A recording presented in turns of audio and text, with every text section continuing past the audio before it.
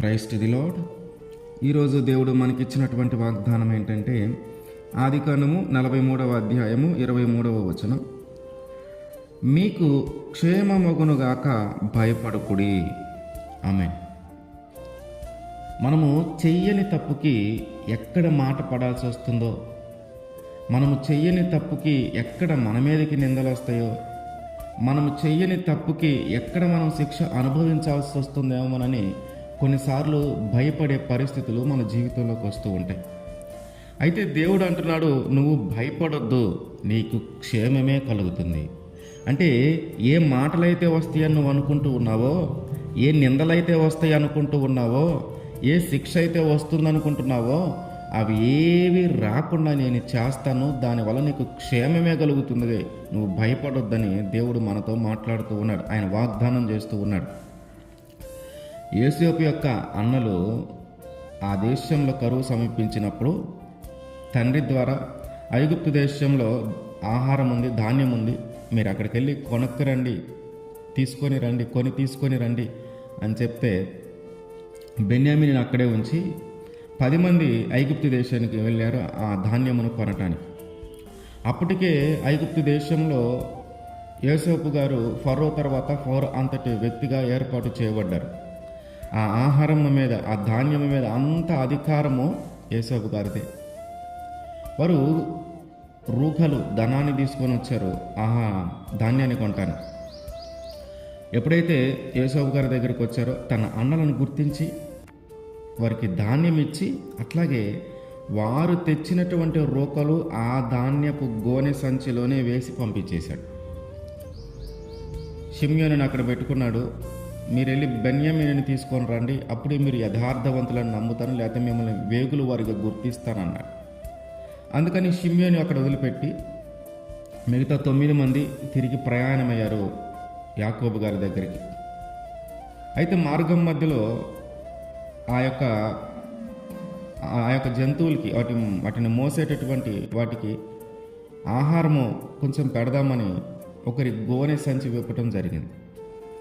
విప్పినప్పుడు అందులో ధాన్యముతో పాటు వీళ్ళిచ్చిన రూకలు కూడా ఉన్నాయి, వీళ్ళిచ్చిన ధనం కూడా అందులోనే ఉంది. ఒక్కసారిగా వారిలో ఒక భయం కలిగింది. వాళ్ళ భయం ఏంటంటే, అసలు ఈ రూకలు ఎక్కడి నుంచి వచ్చినాయి, మనం దొంగతనం చేసామనుకుంటారేమో, మనం మోసం చేసామనుకుంటారేమో, ఒకవేళ ఇది ఫరోకు తెలిస్తే మనల్ని శిక్షిస్తాడేమో, ఈ తప్పు మనం చేయలా, ఈ మోసం మనం చేయలా, ఈ అన్యాయం మనం చేయలా, కానీ ఇప్పుడు దీనివల్ల మనము శిక్ష అనుభవించాల్సి వస్తుంది, దీనివల్ల మనం అవమానపరచబడాల్సి వస్తుందేమో, దీనివల్ల మనం మాటలు పడాల్సి వస్తుందేమో అని అందరూ భయపడ్డారు. తిరిగి తండ్రి వద్దకు వెళ్ళారు. అందరి ఆ గోనె సంచులు ఉప్పదీస్తే అందరి దాంట్లో రొక్కలు ఉన్నాయి. ధాన్యముతో పాటు ఎవరి ధనము వాళ్ళ దాంట్లోనే పెట్టి ఉంది. ఇంకా భయం కలిగింది. తండ్రి కూడా భయపడ్డాడు. వాళ్ళు చెప్తూ ఉన్నారు, బెన్యామీనుని తీసుకొని వస్తే మీరు యథార్థవంతులను నమ్ముతా, అట్లాగే షిమ్యోనుని మీకు అప్పచెప్తాను అని చెప్పాడు ఫరో అని చెప్పాడు అక్కడున్న అధికారి అని చెప్తే తండ్రి భయపడ్డాడు, కొంచెం దుఃఖపడ్డాడు. కానీ తిరిగి బెన్యామీనుని వాళ్ళతో పంపించాడు. అయితే అందరి గోనె సంచిలో ఆ ధాన్యము రూకలు ఉన్నప్పుడు ఇందాక ఎట్లాగైతే ఒక్కరి విషయంలో ఆలోచించారు, ఇప్పుడు అందరి విషయంలో అదే ఆలోచన. మనందరము దొంగతనం చేసామనుకుంటాడేమో ఫరో, లేదా అక్కడ ఉన్నటువంటి ఆ ప్రభువు, అక్కడ ఉన్నటువంటి ఆ అధికారి, ఆ ధాన్యం మీద ఉన్నటువంటి అధికారి, ధాన్యం మీద ఉన్నటువంటి ఆ ప్రభువు మనందరినీ మోసగాళ్ళు అనుకుంటాడేమో, మనందరము మోసం చేసామనుకుంటాడేమో, మనం అన్యాయం చేసామనుకుంటాడేమో, దొంగతనంగా ఇవి తెచ్చుకున్నాం అనుకుంటాడేమో.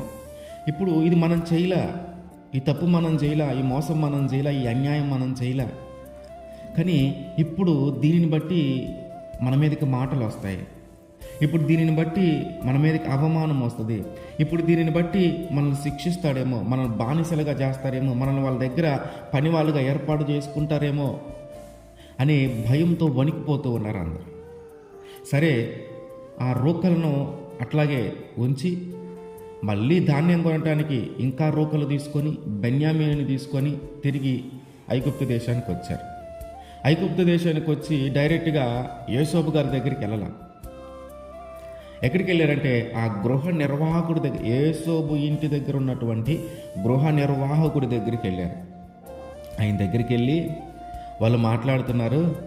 ఆ యోసేపు యొక్క అన్నదమ్ములు ఇప్పుడు బెన్యామీనుని కూడా తీసుకొని వచ్చి మాట్లాడుతున్నారు. అయ్యా, నీకొక మనవి చేసుకుంటామయ్యా, నీకొక విషయం చెప్పుకుంటామయ్యా, నీకొక విషయం చెప్పాలయ్యా అని ఆ గృహ నిర్వాహకుడితో అంటుంటే ఆయన ఏంటి చెప్పండి అంటే, అయ్యా, మొదటిసారి మేము వచ్చినప్పుడు రూకలు తీసుకొని వచ్చాము, ధాన్యం కొనటానికే వచ్చాం, మేమేం మోసం చేయటానికి రాలా, మేమేం అన్యాయం చేయటానికి రాలా, మేమేం దొంగతనం చేయటానికి రాలేదయ్యా. అయితే మేము రూకలు ఇచ్చి ఆ ధాన్యాన్ని కొని తీసుకొని వెళ్తూ ఉన్నప్పుడు ఆ ధాన్యం ఉన్నటువంటి గోనె సంచిలోనే మా రూకలు కూడా పెట్టబడి ఉన్నాయి.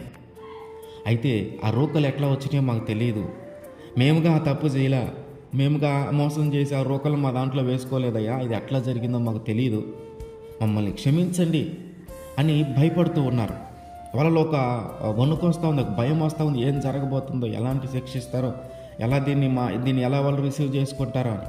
కానీ ఆ గృహ నిర్వాహకుడు అంటున్నాడు, మీకు క్షేమం కలుగును, మీరు భయపడకుడి, మీ దేవుడే ఆ రోకలను మీ గోనె సంచిలో ఉంచాడు, మీరు భయపడొద్దు, మీకు క్షేమమే.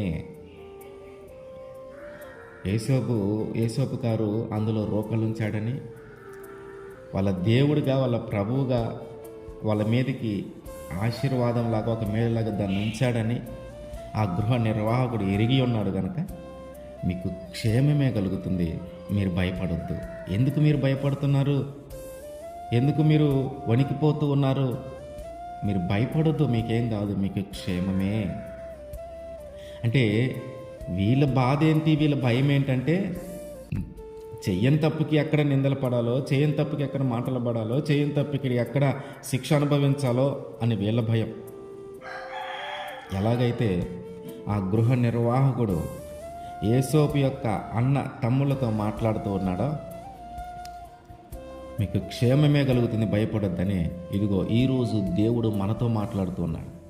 నీకు క్షేమమే కలుగుతుంది, నువ్వు భయపడొద్దు.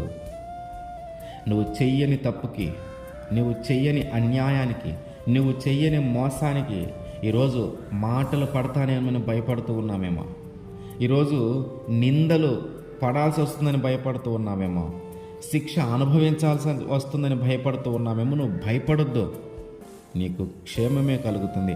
వాటన్నిటి నుంచి నీ దేవుడైనటువంటి, మన దేవుడైనటువంటి యేసుక్రీస్తు వారు వాటన్నిటి నుంచి మనల్ని తప్పించి, మనలో ఉన్న భయాన్ని పోగొట్టి ఆయన మనకి క్షేమాన్ని కలుగజేస్తాడు. ఆమేన్.